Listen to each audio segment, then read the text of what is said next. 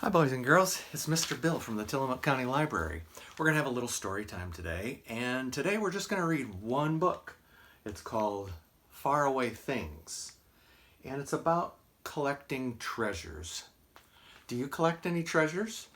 I sure do. I have a whole bunch of treasures that I like to keep to remind me of fun things that I did at one time. Like this. This is a funny little thing that when you push the bottom of it, it goes like that. Or you can just make it dance crazy like that, a little skeleton guy. And I have, here's a little tiny Eiffel Tower that I got when I was in Paris because it was a nice small souvenir to take along with me. I have my Mickey Mouse ears, and they even have Mr. Bill written on the back of them. What else do I have? Oh, I found a rock one time that is shaped like a heart. So I had to keep that treasure and keep it at my house so I could look at it and remember. And here's a little tiny coin purse that looks like a monkey. I had this when I was a little kid, and I put my allowance in it, all 20 cents of it. And I would put it in there and I'd take it to go shopping. So those are some of my faraway treasures. Let's see what this book has to say about faraway treasures. Faraway Things by Dave Eggers.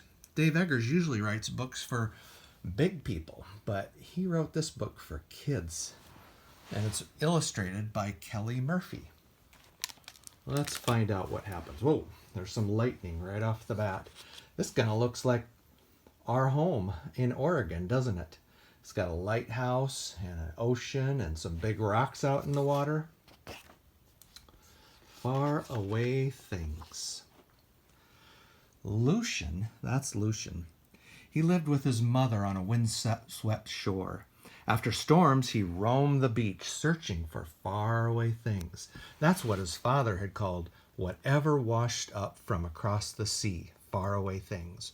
One morning, after a swirling storm of lightning and thunder, Lucian walked the beach hunting for something new. He found 3 jellyfish. They looked like tiny blue moons. And he found a heavy red rope. There it is. And then he saw something bright. What is that? Look what he found. It was wrapped in seaweed that was dotted with hollow pods, but he freed it and held it very high. It was silver and gold and copper and was finely etched all around. It was a kind of sword he'd seen in books, but he couldn't think of its name. He swung it left and right, and he tried to remember the word. Not a saber, those were longer. Not a foil, those were skinny and almost weightless. It wasn't a machete or a broadsword or a claymore. Then he remembered, cutlass. He slashed at the sky, and the word seemed to emerge from the vents he'd made in the clouds. Cutlass, he yelled. What's that, son? His mother called. There's his mother, who lives way up on that hill. And there he is. Nothing, he said. He climbed the bluff and brought the cutlass inside and asked his mother if he could keep it. Well, is it a faraway thing, she asked. Yup, he said. It's not owned by a neighbor, she asked, or left by a visitor to the beach? It's a faraway thing, he said. He'd never seen anything like it. In his father's old toolbox, he found just the right hardware and 2 long nails, and he hung the cutlass on a wall in his room across from his bed. He stared at it for an hour before sleep overtook him. And when he dreamed of his father. He often dreamed of his father, and these dreams stayed with him and became memories. And these dream memories became, in Lucian's mind, almost as real as his real memories, which he worried were fading. The next day, Lucian spent time at the tide pools on the bluff and in the coves, always with his cutlass in his hand or fastened to his side.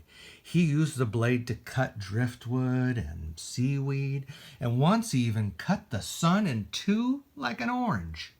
But it recovered. All day, Lucian felt strong and purposeful. Only one time did he miscalculate and turn one of his sleeves from long sleeve to short sleeve. There it is. That afternoon, as the fog over the ocean cleared, Lucian saw a great wooden ship. He expected it to move across the horizon, but this one was still, as if eyes were fixed on Lucian. A rowboat was lowered over the side into the sea, and Lucian thought it impossible that the crew aboard would be visiting his remote and rocky shore, but the boat came closer and closer. A splotchy dog leaped into the shallow surf and ran to Lucian, circling like a tornado. 3 figures followed and walked with long strides up the beach. Lucian stood absolutely still. He tried not to be afraid. He had his cutlass with him, and just minutes before, he'd cut the sun in two. "What happened to the lighthouse?" the man asked with very large glasses and very large arms and a voice of authority. Lucian took this man to be the captain, and he should answer, but he couldn't find the words. "Sure could have used that lighthouse 2 nights ago," the captain mused.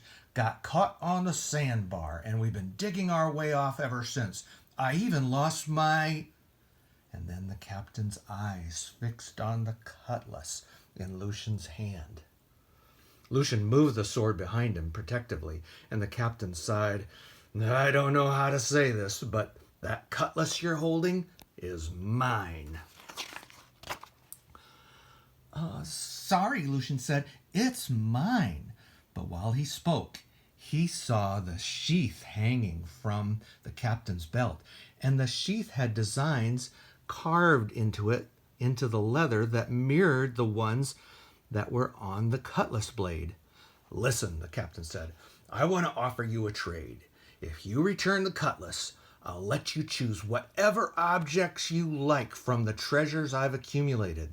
That cutlass means more to me than anything on my ship." Well, Lucian looked back at his house above the bluff. There it is. His mother wouldn't approve, but he knew what he had to do. He tied his own rowboat to the captain's, and he followed the captain, his crew, and the splotchy dog out to the ship. As they got closer, Lucian saw a few dozen crew members working to free the ship from the sandbar. They were prying and hammering and pushing, and took little notice as the captain helped Lucian up the rope ladder and onto the galleon. There he goes. The captain led Lucian to the stateroom and opened the delicately decorated double doors. Inside, Lucian saw a feast of glittering objects. There were hexagonal coins and a silver sextant, a collapsing telescope, and a falconer's glove. Lucian studied the treasures for something to replace the cutlass. A dagger, a saber, a broadsword? "Choose wisely," the captain said. I wonder what he'll take. But one object spoke to Lucian more than any other, and when he chose it, the captain smiled broadly and lowered it from the high shelf on which it sat and put it into Lucian's small hands. "Thank you," Lucian said, and Lucian gave the cutlass back to the captain. "Thank you," the captain said, and he slid the cutlass into its sheath. From outside the stateroom, there was a loud cheer from the crew. They had freed the ship from the sandbar. Lucian climbed the rope ladder down to his skiff and waved to the captain and the crew, and they waved back. And even before Lucian was ashore again, the captain and his crew had opened their sails to catch the wind, and they were gone. "Is that you?" his mother asked when she heard the screen door clap shut. "It is I," Lucian said, though he'd never said that phrase before. It sounded both right and funny, and when his mother laughed, Lucian laughed too. "What do you have there?" she asked, looking at the lantern in his hands. "Another faraway thing?" "Sorta," he said. Lucian told her the story of the captain and his crew, and the ship and the sandbar, and the captain's complaints about the lighthouse with no light. "Can I go up to the tower?" he asked, and she said that he could. So Lucian ran up the spiral staircase of his father's lighthouse, and at the top he lit the lantern and placed it by the window, where it turned the ocean silver and gold and copper, and even for a moment it touched the last of the captain's ship as it disappeared beyond the never-ending bend of the sea. That's the end of that story.